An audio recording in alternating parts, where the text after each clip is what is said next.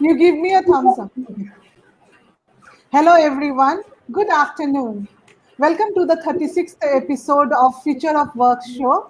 This one is a special episode because in this one, we address some of the common questions that are coming around for future of work. With me today, we have our very own technical wizard and a dear friend, Jaspreet Bindra. Jaspreet is founder of Digital Matters Tech Whisperers Limited. He is the chief tech whisperer for Findability Sciences and author of the book Tech Whisperer, which became one of the best-selling books for a long time. So, and with me, I have Dr. Shalini Lal. Dr. Shalini Lal is the co-founder and CEO of Unqbe. She is the thought leader, consultant, advisor, coach, and also author of A Secret Life of Organization. Welcome, Jaspreet and Shalini. So, Jaspreet, keeping in view that it is early morning for you and you are all charged up, I think we will start with you today. So, for a decade now, Jaspreet, we keep on reading from you different things about your own perspective, your own understanding of how the whole tech space is changing and how it is impacting the businesses and our own lives, right? So I would really love to understand from you that what do you see as let's say three top trends that are really influencing the industry and that are enabled by technology. Thank you very much, Papaya. Thanks for the warm welcome. Yes, it's early.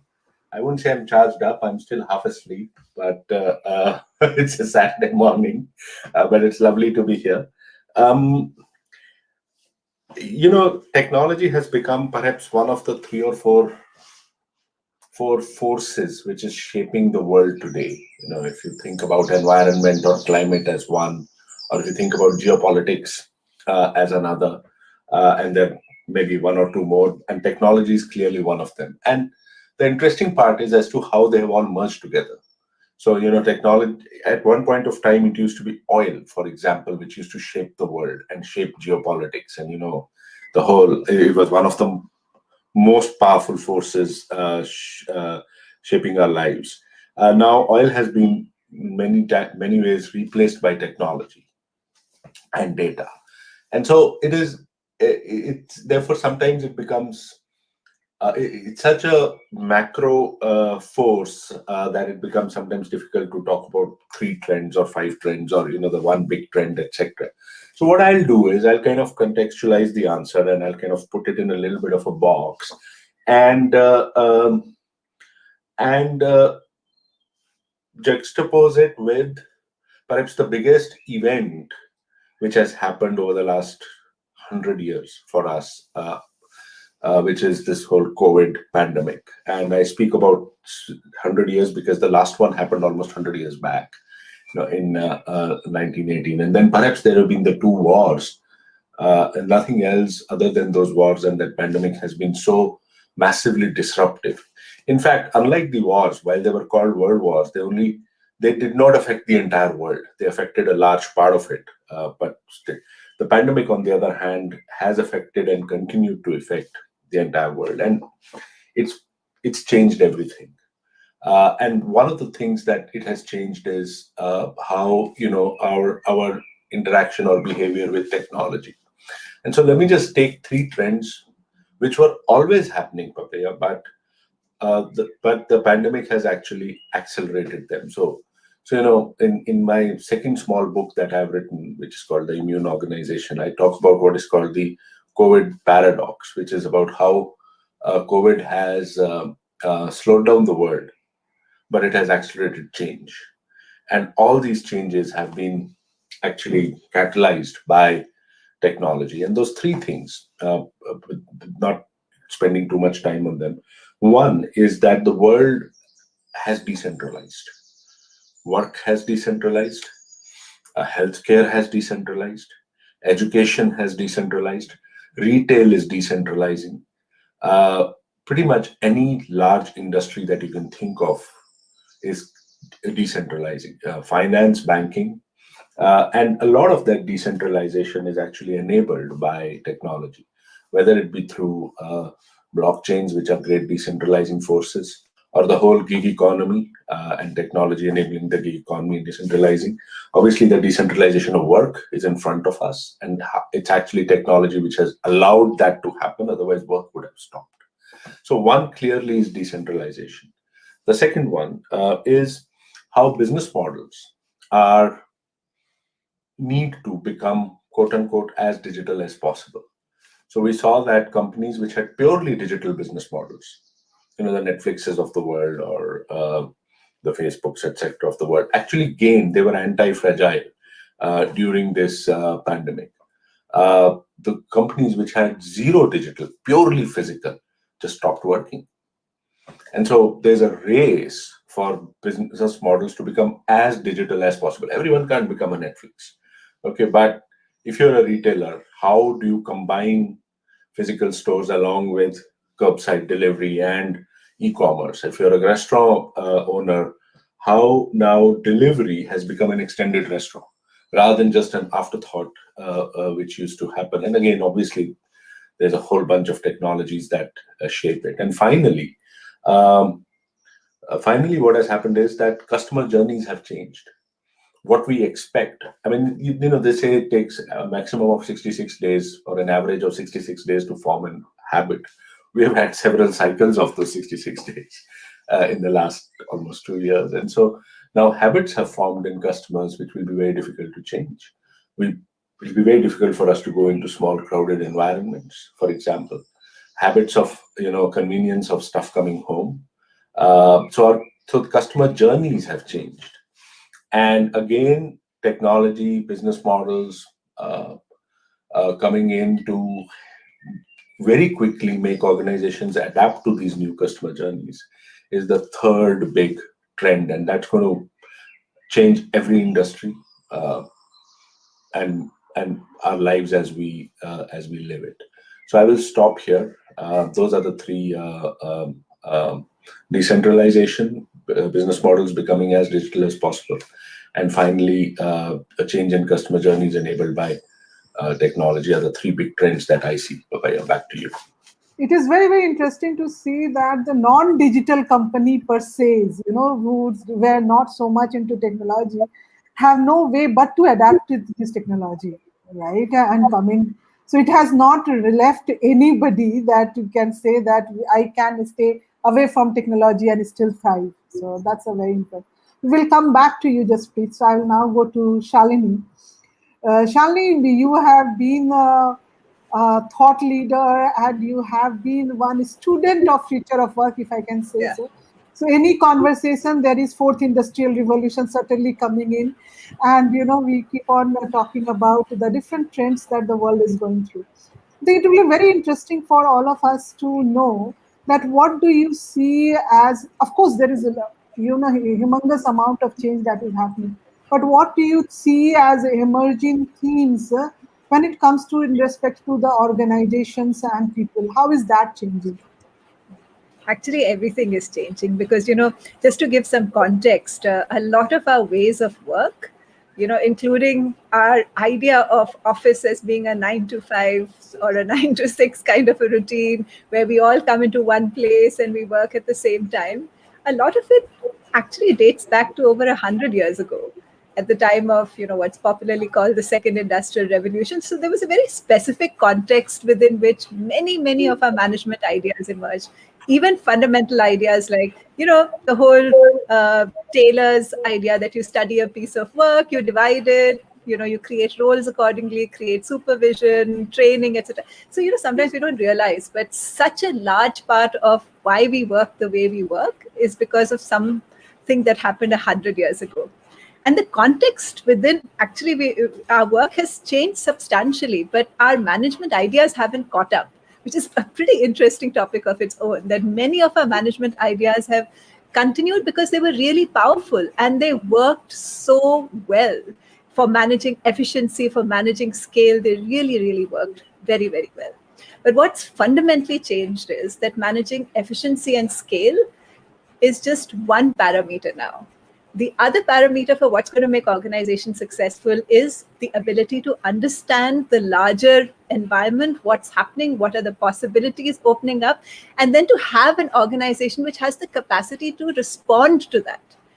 And that capacity to respond it just does not come from the kind of management ideas we've all grown up with, including, individual KRAs, which are set at the start of the year and then, monitored 6 monthly or annually, or our whole fundamental ideas of job clarity, with job descriptions being crystal clear and sort of, fairly firmly held, or long-term leadership development plans. So everything changes because the fundamental, shall I say, what the game is about has changed. Managing efficiency and scale still will be important because you've got to make money, right? And that's a very critical skill to be able to make money. But it's not the only skill, because that is what makes you money today. What will make you money tomorrow is the ability to respond to a very fast changing world. And to be able to do that, you now have to do 2-3 things you didn't necessarily need to do as strongly in the past. Like, for instance, this whole piece of understanding the environment. And we just spoke about, how technology is sort of leading the charge for transformation. And of course, the pandemic has been a great experiment in what happens when overnight, we can't work the way we used to, or we're comfortable working. What happens then, and how digital organizations are the one which survive.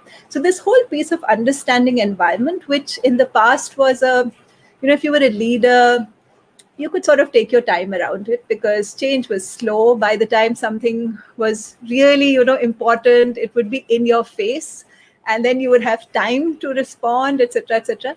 But those time spans have been shrinking extremely fast over the last few decades. So, if it could take you, 15 or 20 years, right now, I'm just pulling out numbers, to respond to something, today it might be 2 years. So because of this need for responsiveness, it means that you have to be externally oriented in a way that's much, much more deliberate and intentional than you ever needed in the past. So that's like one part of it. But then even if you understand what's happening in the environment, it's not enough. Your organization has to have the capacity to respond. So you need to build a very different kind of organization, an organization which has capacities like, the capacity for innovation, the capacity for fast execution, the capacity to learn very, very quickly and adapt very, very quickly. And those organizations, actually, we do know what creates those organizations. Like, we know that decentralized structures are much, much faster at adapting to unforeseen circumstances. Centralized structures work really well when everything is known, because, let's go back 100 years and this whole time ocean studies, etc., etc. Why did that work so well? Because the work was very finite, right? You could divide it into these 5 actions, move hand from here to there. But, it was very, very definite, tangible. You could divide that. But today's work is not like that because the world is changing and therefore you need to respond. So from centralization, you need decentralization. From vertical structures being so important, you now need horizontal structures, which are equally important because it's horizontal structures which allow for quick information flows. Like if you and I can talk without speaking to our boss first, we're going to be so much faster than, an organization where everything has to go through the boss. So, examples like that. But of course, there's another dimension, which is maybe spoken about a little bit, but I think not covered as much, that for leaders to be able to do that, because, most leaders have been, have grown up in a somewhat different world where some of this wasn't as important. But for leaders now to be able to manage in a much fast changing world, it means many shifts internally as well. So this whole conversation on resilience, understanding how to, or being comfortable with uncertainty, being comfortable with not really having the answer, but the process of, evolving the answer, being comfortable with not being the super boss who will be able to tell you every single thing, but having confidence that you can get a set of people in a room and try and figure out, 2 steps, 5 steps ahead. So you have to be comfortable with that kind of fluidity in the environment and uncertainty, because uncertainty creates a whole lot of stress of its own. So it's a very, very different world we're entering, and a different world which really does require a completely different set of actions from organizations and leaders. What is interesting is while the what is not changing, what the organizations or people are aspiring for, what the success looks like, which is in terms of what is your revenue, what is your profit, Yeah. what is your market structure, how much expense that you have, but how is changing, and how is changing at a very very fast pace. So organizations need to catch up with their capacity building, even the capability building and how they are. So it is almost, like while it is a term being used very frequently as a learning organization, but in true sense, that is what we require at this juncture. Yeah, Papia, very, very well said. It's like we were created in one caste. Actually, now we have to be recreated in another caste without destroying the first caste completely. So it's a pretty tricky situation. I know there are all those cliches about what is that, changing the wheels while you're driving at a certain speed. But you are essentially trying to play by two very different sets of rules simultaneously. And the second set of rules, because it's fairly recent, it's still being understood by most companies. They're just somewhere along the journey of figuring out what the hell is this new second set of rules. And as you and I and just people also work with so many organizations, we see that organizations are at very very different points in this journey, from being completely like right at the starting point to being of course right at the cutting edge and everywhere in between. So we see a whole lot of variation. In fact, Papya, that brings me to the next question, which I would like to ask you, which is what impact do you think this is going to have on careers and skills? Because I know that that's a core area of your expertise. So it is a huge, huge change that we are all seeing, and we keep on repeating about it. And I take from Jaspreet that it is not only about technology or automation. It is the whole career and jobs that shift that we are seeing, which is an unimaginable shift, is actually happening because of socioeconomic factors. You have geopolitics in play, you have environment consciousness that is coming in, climate change, the way we are looking at history now. So all these are impacting the way jobs and careers are getting shaped. For me, the most interesting feature or the trend that is there is working from anywhere. Even if we are not talking about the work tourism, which I would really like to try, or where you travel around the world and work from anywhere. But overall, if we see with the flexibility of working coming in with hybrid working, remote working, work from anywhere, the global markets have really got integrated and the boundaries are shrinking. So it is enabling people to work. So you can do any job from anywhere and you can be employed any part of the globe. So I think this is the most leveling and phenomenon that is happening across the globe. And what even if you look at Unqbe, like today we are, you are in Delhi, I am in Pune, Jaspreet is in London. So we all are in different parts of the world and we are working together, presenting it to a global audience. Most of the time in Unqbe, we have global speakers. So we find that there is a kind of integration that is happening of markets at a global level, and which is a big phenomenon impacting the whole gig economy now that we are talking about. So I was into this interesting facts that came out about the gig economy is around 36% of US workforce currently is employed through some kind of flexi working. It can be freelancing, it can be contract work, either through their primary jobs or through their secondary jobs. And the survey results that came in as a part of a study actually shows that more than 90% of US workforce is actually willing to try the contract jobs and actually wanting to be part of some kind that gives them the flexibility of working from anywhere.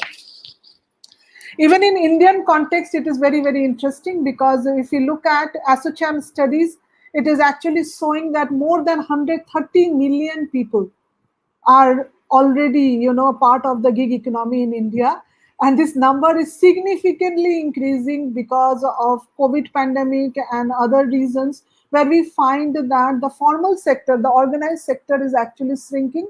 So the jobs are getting into the flexi markets, so you will have more and more people actually opting for gig economy. So this whole the way we have been working, the way we have been employing, the way we have been thinking of the jobs and careers will be highly influenced by this hybrid working or flexible working. So this is the whole space I find quite fascinating. The second trend for me is actually the mastery taking master space. So when I say mastery taking master space, is skill becoming really, really important. So industry has finally realized that there is a direct correlation between the skills and the performance. So whether it is an on-the-job placements, whether you're looking at project placements, internal, external, all the evaluations that are happening around the skills. So we find that earlier, which we used to give a lot of emphasis on experiences, functional competencies, those are shrinking, those are actually going down, and a skill is taking place. Skill readiness is the word that, whether you are skill ready to do the job, which is a very, very great leveler, because of that, if you have the skill, you can finally opt for that job, right? So people can learn, relearn, and build those skills, and they can take the jobs that are, so people have got more flexibility when it comes to the jobs. But at the same time, when we look at the skills per se, what I understand is the half-life of the skill is shrinking. So now it is as low as somewhere around 4.5 years. So that means that the change of skilling is happening at a very, very fast pace. To survive, individuals and even organizations will have to really invest in skilling and reskilling of their employees and people. So while skill is getting importance, it is also happening as a faster pace of change. So that combination is going to really impact us. So while everywhere there is automation, and Jaspreet spoke about the impact of technology on almost everything that we are doing, so quite naturally, when we look at the skills for jobs in demand, we find that AI or data sciences is the highest demand when we look at, and which is quite natural, keeping in view the technology taking the center stage. But the good news is that we at the same time find that the skills that are required are of health services, education. So there is the teachers, coaches, counselors, nurses, doctors are highest in demand at this juncture. So which is a quite balancing than what we saw just in technology, and it also gives people hope who are non-tech and who want to continue. So that's and the best part is that you will find that there is a complete parallel edtech industry which is developing, right? And which is making giving you the access of best of technologies to learn, from your home, from your fingertips, that you can just go ahead and learn. So learning and continuous learning is becoming a kind of a paramount at this juncture. And the third one for me actually is what I see is interesting one is the changing in careers. So people earlier used to have one career. We had heard of people going for multiple jobs in a career. But now we are hearing 3, 4, 5 careers, and 1 or 2, 3 careers are becoming very, very common. I think all 3 of us sitting here have more than 2 careers. So it's becoming quite norm. And with the expansion of the work life that is coming in, like earlier we used to say 35 years was a common thing that we heard, but now it is becoming 40 to 50 years. And 40 to 50 years, people might not be able to do or may not like to do the same career, kind of expense. So what does it mean? It means that people are opting for 2 to 3 careers.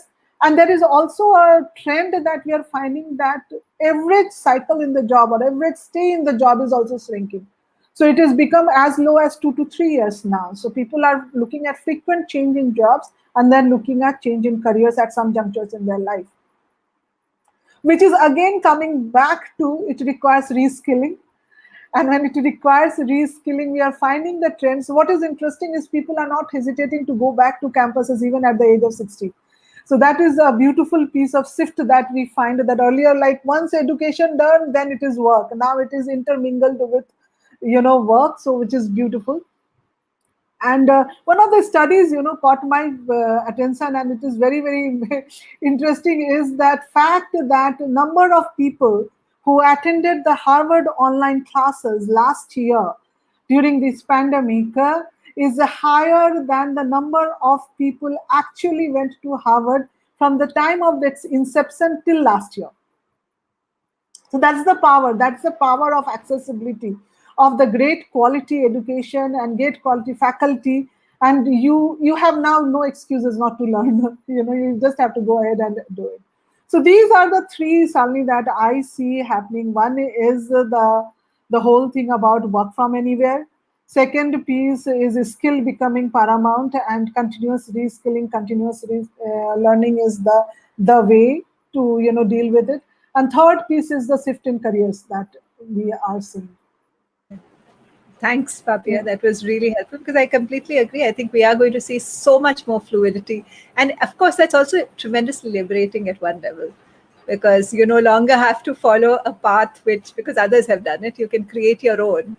And I think that's extremely exciting. And as you said, many of us will keep going back to school. Some of us here are thinking of going back to school. Some of us have just gone back to school and come back. So you're going to see a lot more flux and fluidity than ever. And I think that's a beautiful thing. So I think let's take few questions and then we can, few comments and questions. So Trisha writes, whether the work style like having an office, live teams working together will get eradicated as we work from home. Seems to be new norm. Sudha has asked this question. So Shalini, would you like to respond to this? Sure. So thanks, Sudha, for the question. Thanks, Trisha, for helping ask that. See, actually, what we're seeing is quite interesting. And there's a little bit of like two different trends. So on the one hand, there was this very large study done in Jan this year in the United States. 22,500 professionals were studied, employers as well as employees, to ask, what's the future of working from home after COVID. It's the largest study so far. And what's interesting is that having experienced this and having been very often surprised by how effective it can be, there's a very, very large section of employees, professionals actually, who want to retain some features of working from home. And that might mean, the most common form is that they'd like to work home for a few days a week. And that's, this is so highly valued that there is a monetary value people are willing to associate. So, if you think back, say 20 years back, maybe 15 years back, whether your company was 6-day working or 5-day working, it was a choice. It made a difference in whether you chose to work for company X or company Y. Tomorrow, whether your company offers flexible working or not will play a very, very similar role, because not all organizations want to offer flexible. Let me also, so there's this one trend, which is that overwhelmingly employees have valued this. They find it easier to integrate into their lives if they have the option of working from home for a few days. Now, employees want to work from home 2 or 3 days a week. Employers, on the other hand, would like people to work from home 1 day a week on an average. So there is a difference. Employers are, on the whole, waiting for people to, come back to work for some part of the week, and it's a large part of the week. Part of that is because of concerns around what's going to happen to our organizational culture, what will happen to engagement, some of which are, by the way, perfectly valid concerns to also have. Some of it is because to be able to lead in a hybrid setting, you now need a new set of skills. So just like you needed a new set of skills when we moved from working in the same office to working from remotely or at home, to work in a hybrid setting now needs new skills. And what those skills are, not everybody is extremely sure of or comfortable with, shall I say. So we are seeing two very, very interesting trends. Employees want it. Employers want to give it a bit less than employees want it. And there is a set of employers and organizations which actually can't wait for all of this to be over so that they're back in office as usual. So we are going to see a lot more experiments than we've ever seen in the past, because now, we're in a state of flux. And the moment you're in a state of flux, the what's going to be the model of the future, or rather in this case, the different models of the future is yet to emerge, and we're going to see a ton of experimentation. Papia, you're on mute. Yeah. Suddenly, Asutosh Dhurule has a question that he quoted tailor management, right? And that has influenced our second industrial revolution. And, we continue now on the fourth one. So how do we tackle that mindset? Yeah, that's such a great question, and I will actually have to make a point of being brief and precise because this is a topic I can speak on forever. So, this is the challenge. So many of our management ideas. So, okay, I will still say this in like a couple of minutes. Before the second industrial revolution, we had no form of working in large numbers together. It didn't exist. So, second industrial revolution came. The technologies to be able to make use of mass production, you needed a management method that will allow a large number of people to work together. It was the first sort of experiment in human history, other than, armies where, forever there have been large number of people doing as told.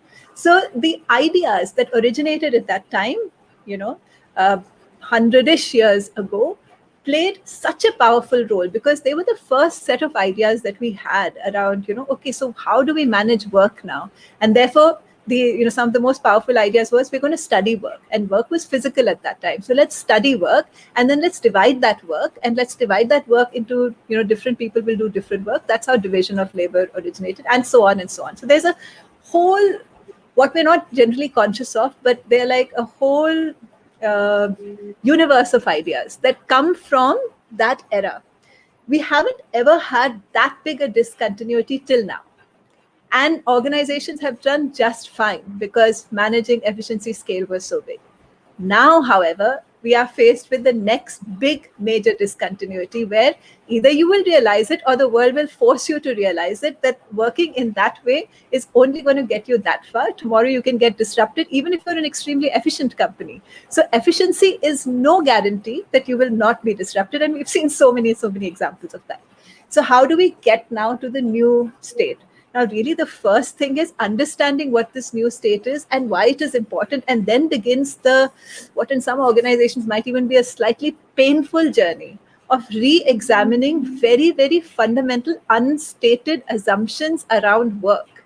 Like, for instance, let me take one sometimes untested assumption: the importance of information flows, vertical information flows that we have all grown up with, that boss decides and then boss's boss decides, etc., etc.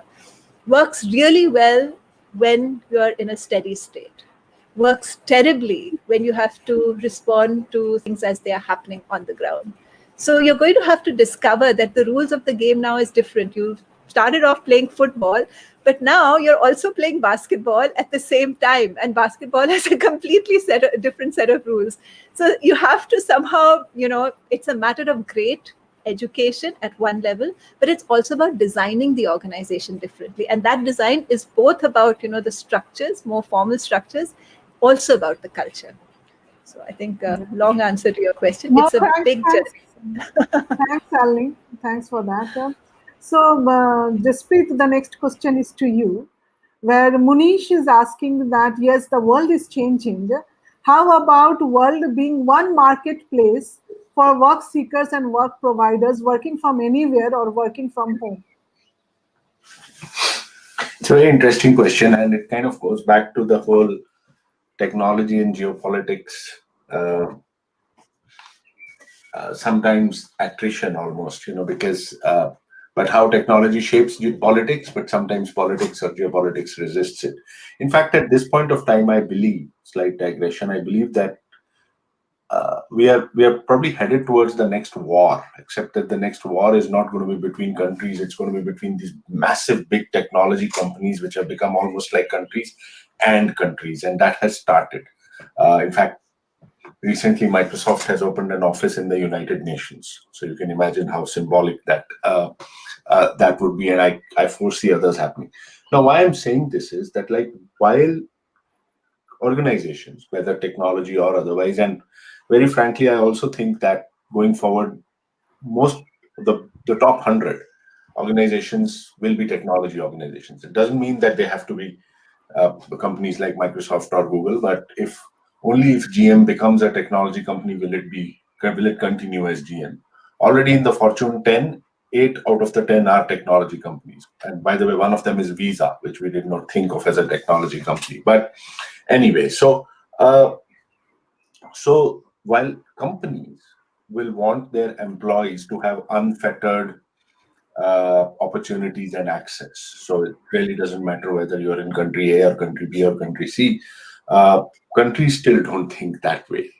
And the countries are actually going in the opposite direction. So that, while companies are opening up because of all the things that both of you said, countries are closing down.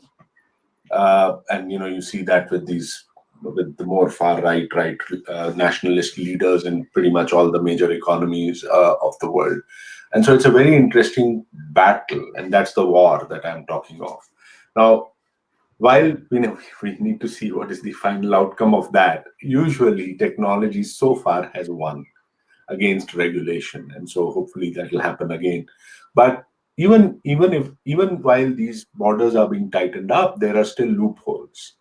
And one of those very interesting things, for example, is something out there which 20 countries have launched called the Nomad Visa, which basically means that you can go and work from anywhere. To quote both of you, you can go and work from Portugal, for example. You can sit in Portugal for 2 years with a Nomad Visa, work from there, do not pay taxes in Portugal, still pay taxes in your home country. But do not take some of the social services that Portugal offers. And why is Portugal doing that? Because after the pandemic, most of their services sector has gone down, and so if there's an influx of people coming in, restaurants will start thriving again, and other service sectors, hospitality will start thriving again.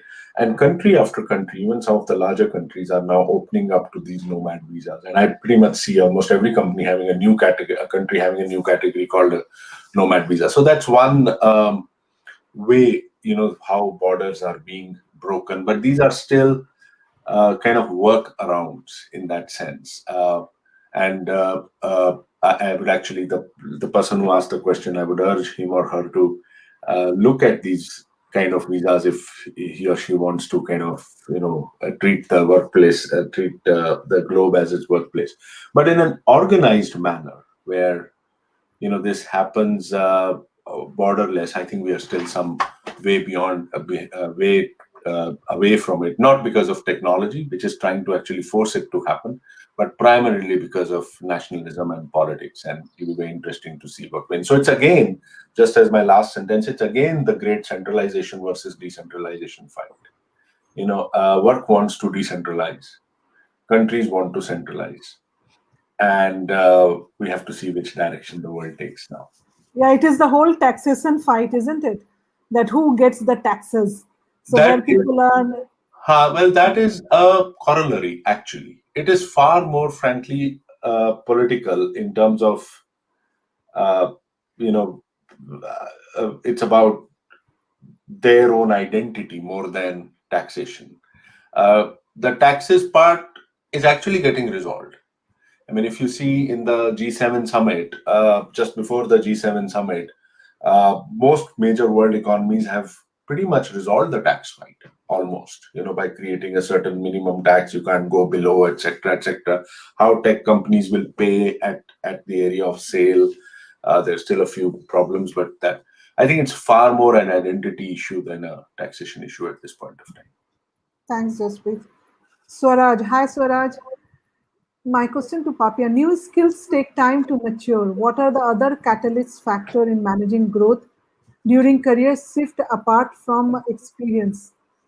So yeah, well, the new skills do take time to mature, but now the time period is reducing at a very, very fast pace.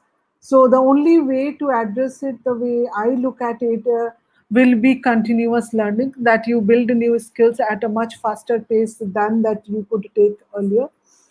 At the same time, what we are finding that the learning skills is becoming easier, both in terms of an accessibility and on building the skills. Like earlier, if we look at Even on the technology front, the kind of skills and the programming language, those skills building used to take people couple of years, 3 years kind of a thing. But now when I am asking and speaking to youngsters, and I have seen the digital teams, when the new skills coming in, their ability to pick up the skills is quite faster.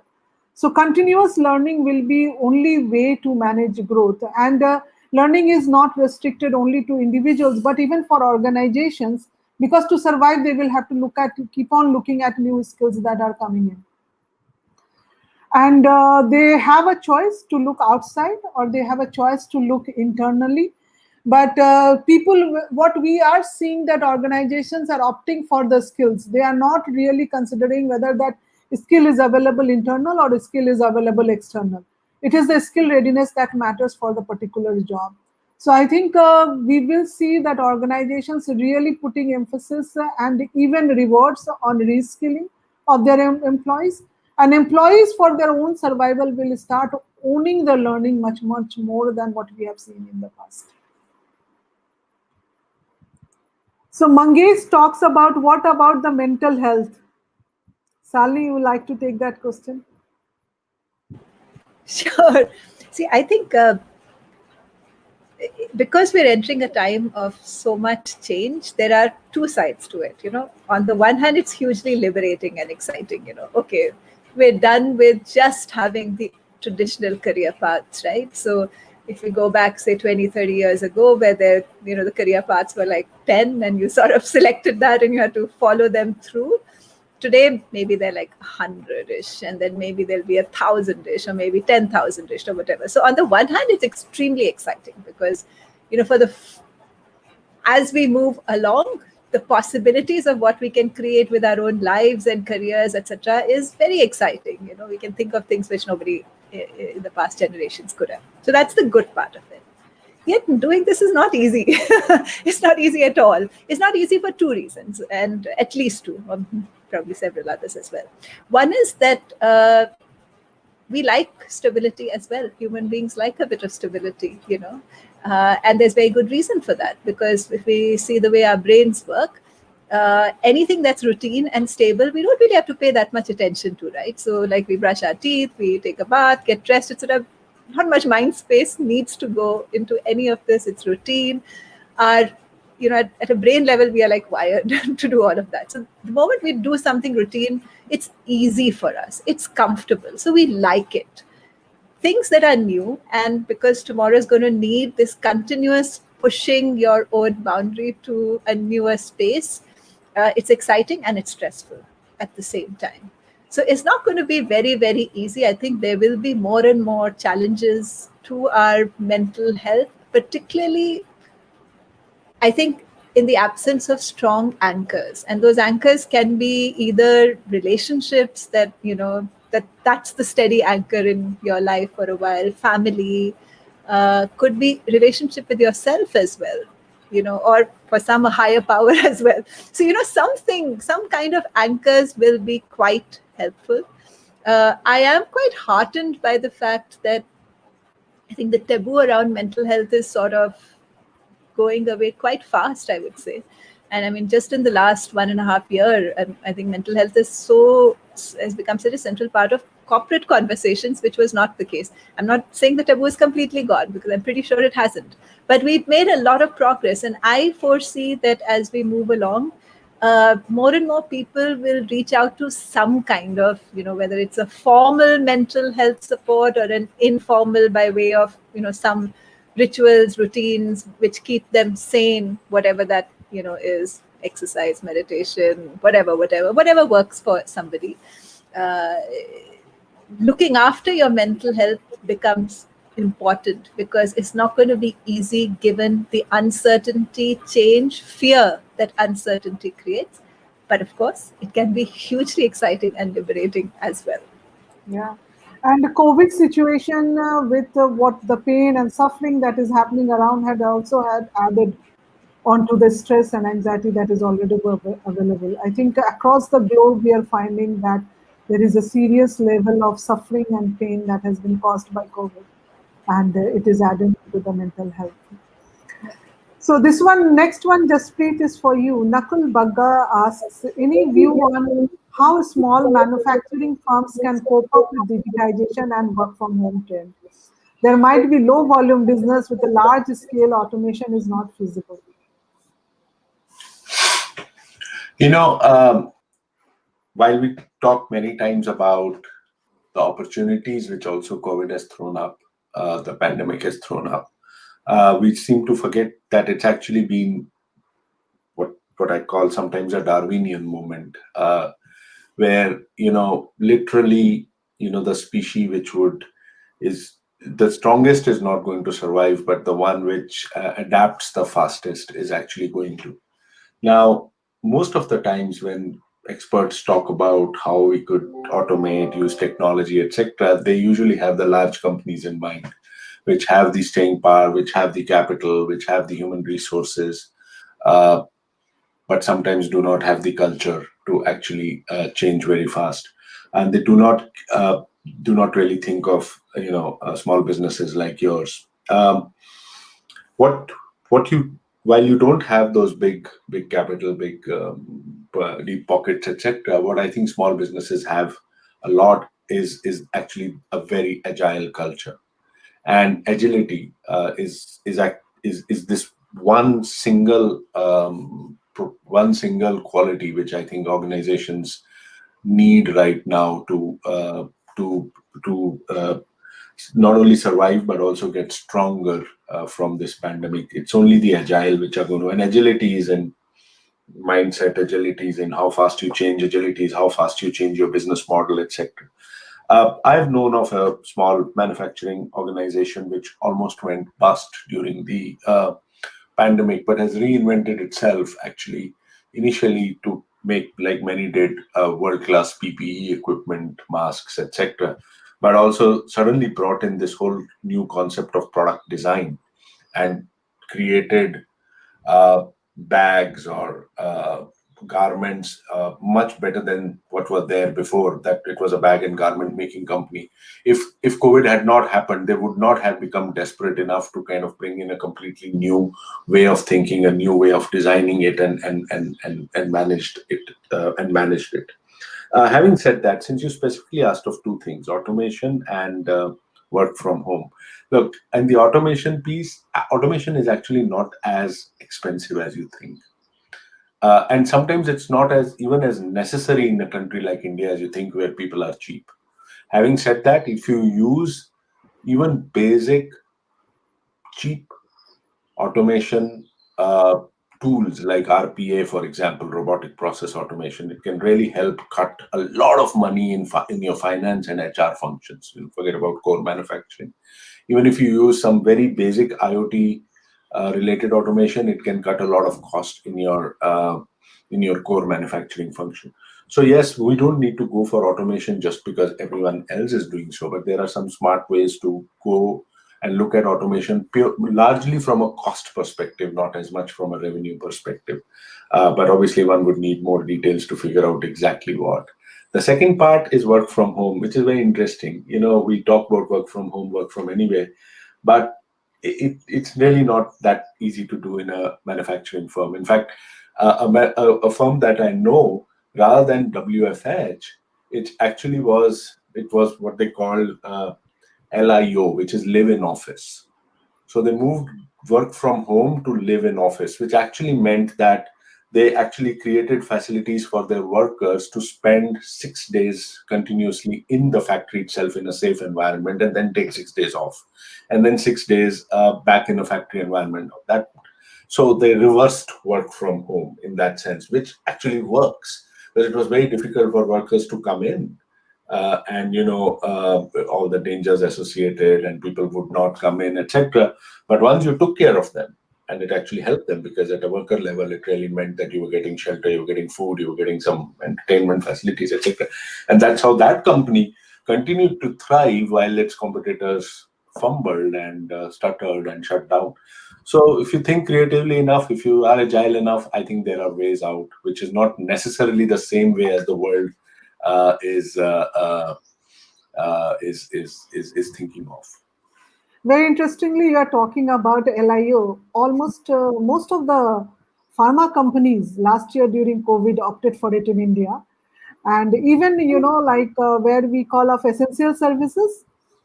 So essential services, you have to have human presence. So even including telco, I remember we Yeah, had the facilities where people were staying there for 6 days, then they can leave for 6 days, and you exactly. basically had a rotation of staff that is going on Yeah, because yeah, people have to be there, then they have to be there. So how do you? absolutely. Jaspreet, the next question is again for you. So which asks comes from Rahul Sinha. He asks, don't you think this technology dependence will create an intellectual divide or inequality within the world, with a small 10% super intellectuals dominating the 90% normal people? How is it different from today is the question I would ask. I think whether technology or not, even today we are kind of in a situation where there are vast inequalities. There are vast inequalities in wealth. There are vast inequalities in power. It's a philosophical question more than a technology question, to be honest. But technology, especially the internet, when it came in, was actually supposed to remove these inequalities. That was the promise of the internet. It would kind of create a level playing field. If you remember this concept of the long tail, it would empower the long tail and not concentrate power and earnings in a small part of in a small sliver of the population. The internet has not lived up to that promise. Actually, it has created intermediaries much more powerful than even existed before the internet. So if you think the oil companies were powerful, you haven't seen the data companies. Okay, and everything. Our lives are owned by 4 or 5 or 6 technology companies at this point of time, literally, since our data is owned by them. So the inequalities actually exist today, and the world is far more unequal than it ever was, at least in the last 1,000 years. Uh, Now, having said that, actually, I think if used well, if used right, technology has the power to equalize. Or again, we go back to that famous word which we've been talking since the beginning: decentralize. And one of the reasons I get very fascinated with blockchain, for example, is primarily more because of the philosophy or behind it rather than the technology itself. Blockchains, by their very nature, by the way they are made, by what they do, actually decentralize. I mean, if you think about cryptocurrency, whether you like it or not, it's decentralized money. And similarly, they can actually, if you think of this whole concept of non-fungible tokens, NFTs, or they're actually empowering a single artist. Or if you think of the new social networks coming in, which are again blockchain powered, they're actually giving money back to the creator. You think of Substacks of the world. And so one of the things which technology is powering at this point of time is something called the creator economy or the passion economy, which could be a $500 billion economy going forward, which is actually monetizing individuality. So monetizing the talent of one person rather than the whole. And that's happening through multiple tools: non-fungible tokens, Substack kind of writing or Medium kind of writing tools, or these Web 3.0 networks. There's a whole lot of different tools which are kind of feeding into this passion or creative economy. And I think that's a massive trend which will happen. Plays into everything that we talked about. I mean, the gig economy is also one symptom of that. In a sense, so the gig economy is messy right now, but it's one symptom of that. And the number that you mentioned, about 35% or 37% of people actually actually technology is enabling that. So there is the power in technology to make that happen. The world and people and us sometimes do not like that, and we want the world, the powerful people want the world to be increasingly centralized. One of the reasons why blockchains aren't succeeding today the way they should, because the mindsets are not aligned to the power of the technology. But it has that power. It's eventually up to us, like with every other technology, which is a tool, as to how do we use it. So it's a good question, but as I said, much more of a philosophical answer than a technology answer. So we have loads of questions. I'm just aware of time that. So JK asks, Sally, you might like to take this one. Will it always require pandemic kind of a situation to realize the progress towards future of work? Many organizations were already in the path of tech advancement, and the change this pandemic has forced. And there is another comment which says that it will take 20 years. This change of liberating and empowering workforce will take 2 decades at least for most companies who have been in their vertical approach. The mindset needs to die for these ideas to be born and flourish. This is from Dheeraj Vora. So if you can address both. So I'll take the second one first. I don't.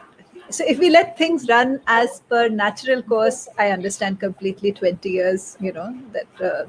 But I don't think there's the choice is there. So like we saw that when, you know, pretty much across the world, lockdowns happen, people adapted within hours, 48 hours, 72 hours. They figured a way out because they had no choice out of it. They would have never agreed to do that if they had another option, right? Like if it was, okay, let's introduce work from home. Yes, the discussion would have taken many years before even the first step would have taken in the normal course of action. So completely agree with you in the normal course, but we are not in a normal time. I think we can change much faster than we realize if our sort of life depends on it. And here it is a question of your organizational life depending on it. So I think we're going to see much faster change. I don't think it's going to be easy. I don't think all organizations will make it. It'll be some organizations who will make it. Those who will resist seeing that the world is so different, and this, to thrive in this world of technology possibilities requires a different kind of organization. To the extent that link becomes clearer and clearer and organizations start buying into it, and many already have, it will create its own urgency to make it happen. And when there's a genuine urgency, people adapt. When it's like nice thing to do, decentralization is also very egalitarian, and there's this moral arc there, which by the way I believe in, by the way, but that kind of argument doesn't lead anywhere. But if tomorrow it is like, oh, okay, without decentralization we're not going to survive, absolutely, decentralization will also happen. So it's like, what's the key driver? And I think because the key driver for a lot of this is going to be survival, for the organizations who see how tomorrow's world will need empowerment and decentralization and flexibility and agility, etc., at a much, much higher level, change will begin to come, not overnight, but much, much faster than in the normal course, maybe like 18 months or 2 years, which is quite fast by large organization standards. Thanks, Ali. A quick question for Jaspreet from Raman Ramamurthy. Will automation ensure that those who have lost their jobs will get re-employed? Is there opportunity for that? And how long the jobless will have to wait to get their jobs back? Automation, my friend, will only ensure that the persons who are using it reduce cost. You, however, will ensure whether you get your the next job or a new job or not. So a lot has been said about learning and continuous learning in this conversation. And I think one of the things which, and I agree with that, and one of the things which COVID has brought to the fore is this need for lifelong learning. We, unfortunately, most of us are living a life where we said we have done our engineering or degree and we have done our MBA, maybe, and now we are done. Now we can sit back, and for the next 60 years, the world should pay us for the 6 years of higher studies that we did. That I think is frankly going out of the window. And with everything changing so fast, the world changing so fast around you, you need to learn something continuously. Two quick things as an example. So Harvard, for example, is experimenting with a 60-year MBA, okay, rather than a 2-year MBA. So because so you actually enroll when you're 20 and you get your degree when you're 80. And so pretty much every year it's like a subscription service. Every year for 2 weeks or whatever number of weeks, you learn something, because every year things change. If I give a personal example, for the past few years now, on my own money, let me just put it that, let me just specify, I'm learning one new thing every year. Sometimes it's useful, sometimes it's not, but it's one new thing every year. And in fact, I also do believe that the onus of learning will shift away from companies to individuals. It's no longer you cannot be entitled for a company to train you. A company will find plenty other people who know more, know the skill that you do not have. It's up to you to train yourself and to learn. And so this massive change will ensure that you and others get a job after automation takes it away. Automation isn't going to ensure that. Yeah. Thank you, Jaspreet. Thank you for that. I see there are quite a few questions. I will request the audience to keep on sending us the questions. If you are not able to address it during this session, we will take those questions and address it on the LinkedIn Live. So we will continue. We are at the last minute of this session. If you like our session, then let us know, and what kind of sessions, more sessions that you would like to have, please put us a comment or write to us about it.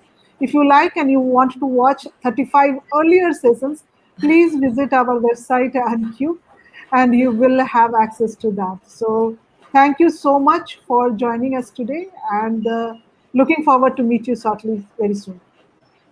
Thank you. Thank Thank you you. very much. Thank you, Salvi. Thank you, Jaspreet. Thank you.